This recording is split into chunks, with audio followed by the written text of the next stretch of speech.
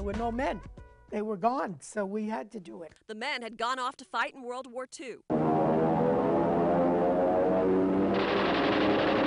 So thousands of Long Island women headed to production plants at Grumman and Republic Aviation, picked up a rivet gun, and made history.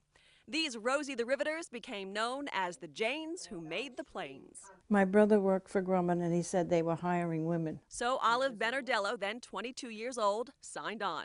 And so did her lifelong friend, Lucille Sacaricia, who left her job at Woolworth's. I worked 40 hours a week for 25 cents an hour, and Grumman was paying us $1 an hour, and we worked about 60 hours. It was terrific for that time, you know. We thought we were really making money. I made more than my father, believe it or not. But before they could make that money, they first had to learn the skills for the job, and learn quickly. It was supposed to be a 10 weeks course, and I graduated in 4 weeks. Not that I was that great, it was just that they needed the women. Ready or not, it was time to take their place on the production line, working side by side with men. It was a big deal. In what way? Every way, you know, like wolf calls, you know, a lot of attention. Well, just visualize at 7 o'clock in the morning, walking down this street and 500 men going to work. It was like I didn't know what to do. I mean, they were whistling and yelling. Lucille and Olive say they were flattered by all the attention. In fact, both women met their husbands at Grumman.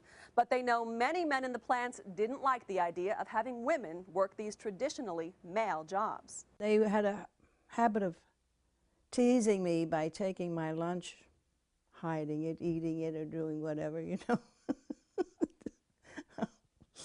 But we got along, we really did. You might have had some real old-timers, you know, that couldn't understand these women are not going to be able to do this job.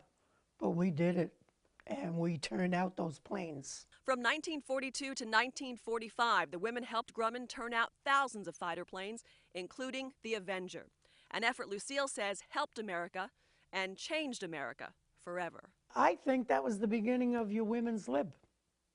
I mean, women went out of the house, which they never did before. I mean, you got married, and what did you do?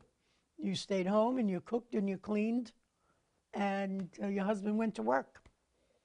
And I think a lot of women got out of the house, and they loved it, and they weren't going back.